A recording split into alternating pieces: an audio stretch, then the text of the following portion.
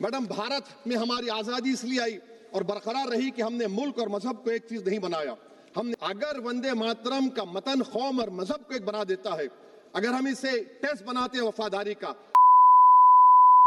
दोस्तों, असदुद्दीन ओवैसी ने संसद में एक बार फिर से सबकी बोलती बंद कर दी है। उनकी एक एक बात इस देश के मुसलमानों की आवाज बनकर संसद में गूंज रही थी, जिसकी चर्चा पूरे देश में हो रही है। हर कोई ओवैसी के बारे में बात कर रहा है। ओवैसी ने ऐसा क्या कह दिया, सब कुछ आज की इस वीडियो में बताऊंगी। किस तरीके से उन्होंने आरएसएस के आजादी के दौरान जो रोल रहा उसके बारे में भी बात की, बीजेपी के बारे में भी बात की, वंदे मातरम के भी बारे में बात की और इस देश के मुसलमानों के बारे में भी बात की। सब कुछ बताएंगे, इसलिए वीडियो को पूरा जरूर देखिएगा। सलाम नमस्ते, मेरा नाम फरहीन अंसारी है। ये खबर आप मेरे official channel Farheen Ansari official पर देख रहे हैं। दोस्तों, एआईएमआईएम चीफ असदुद्दीन ओवैसी ने सोमवार को जब संसद में चर्चा हो रही थी तब कहा कि भारत में आजादी इसलिए आई क्योंकि हमने मुल्क और मजहब को एक नहीं बनाया। उन्होंने लोकसभा में वंदे मातरम पर खास चर्चा में ये तमाम बातें कही और ये भी कहा कि हुकूमत इस पर जोर जबरदस्ती नहीं करे। अगर जबरदस्ती करेंगे तो ये संविधान के खिलाफ होगा।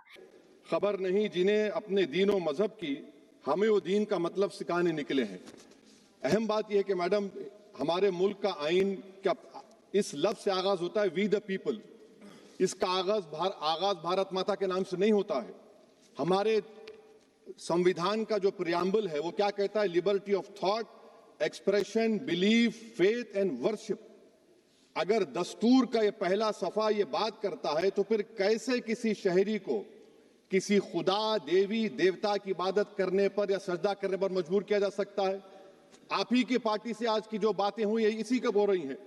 हमारे कॉन्स्टिट्यूंट असेंबली में मैडम एक मोहतरमा थी, रोहिणी कुमार चौधरी ने एक तजवीज दी थी कि प्रियम्बल में किसी देवी के नाम से शुरू हो। उन्होंने खास तौर से वंदे मातरम का जिक्र किया मगर उसको कबूल नहीं किया गया।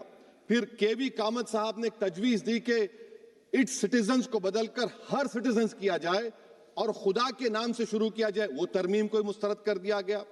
हमारे संविधान का उसूल यह है कि भारत क्या है, उसकी अवाम है, अवामी कानून की मुसन्निफ है, अवाम की मर्जी से सबसे बालातर है, अवामी हाकिम है। मुल्क किसी खुदा, देवी, देवता, मजहबी इलामत के नाम से नहीं चलता, ना मुल्क किसी एक मजहब की मिल्कियत है। जाहिर है, आप देख ही रहे हैं कि बीते कई सालों से लगातार मुसलमानों को वंदे मातरम बोलने के लिए प्रेशराइज किया जा रहा है। वो कितने बड़े देशभक्त हैं ये इस बात से मापा जा रहा है कि वो वंदे मातरम बोलते हैं या नहीं। इसी पर ओवैसी ने कहा कि जिन्होंने जंग आजादी में हिस्सा नहीं लिया आज वो वतन से मोहब्बत की बात कर रहे हैं।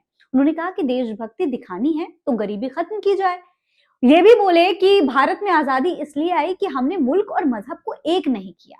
दोस्तों, ओवैसी ने सीधे सीधे भारतीय जनता पार्टी पर निशाना साधा इस दौरान और ये भी पूछ लिया कि क्या वो वंदे मातरम को वफादारी का टेस्ट बनाना चाहते हैं। इंडिया के नजरिए को मुस्तरद किया बाबा साहब ने एक नई इस्तिलाह वजह कर दी और कहा कि भविष्यत भारत, ये बाबा साहब अम्बेडकर ने कहा।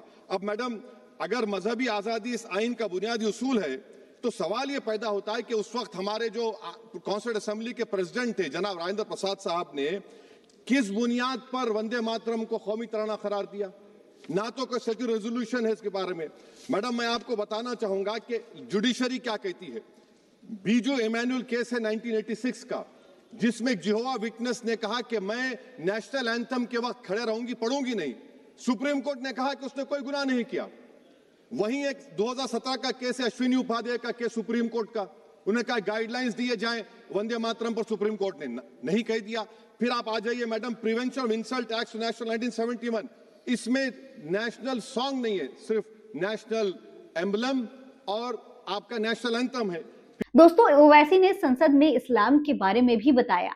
ओवैसी ने वंदे मातरम गाने या इसका उद्घोष करने के मुद्दे पर कहा कि हम अपनी माँ की इबादत नहीं करते, हम कुरान की इबादत नहीं करते, हम इस्लाम में अल्लाह के सिवा कोई खुदा नहीं मानते। इस बात को असदुद्दीन ओवैसी ने साफ शब्दों में संसद के दौरान रखा। ओवैसी ने वतन परस्ती को मजहब में तब्दील करने का आरोप लगाते हुए कहा कि वतन मेरा है और हम इसे छोड़कर नहीं जाएंगे। वफादारी का सर्टिफिकेट हमसे मत मांगिए। दोस्तों, अपने इस भाषण के बाद एक बार फिर पूरे देश में ओवैसी की तारीफ हो रही है। नरगिस बानो लिखती हैं कि बैरिस्टर असदुद्दीन ओवैसी ने संसद को हिलाकर रख दिया। जब कानून का आपको पूरा ज्ञान हो तो कानून के दायरे में आपकी स्पीच दुनिया को हिलाने की ताकत रखती है, जुल्म को दबाने की ताकत रखती है। यही हमारे संविधान की खूबसूरती है। जियो हमारे शेर बैरिस्टर साहब।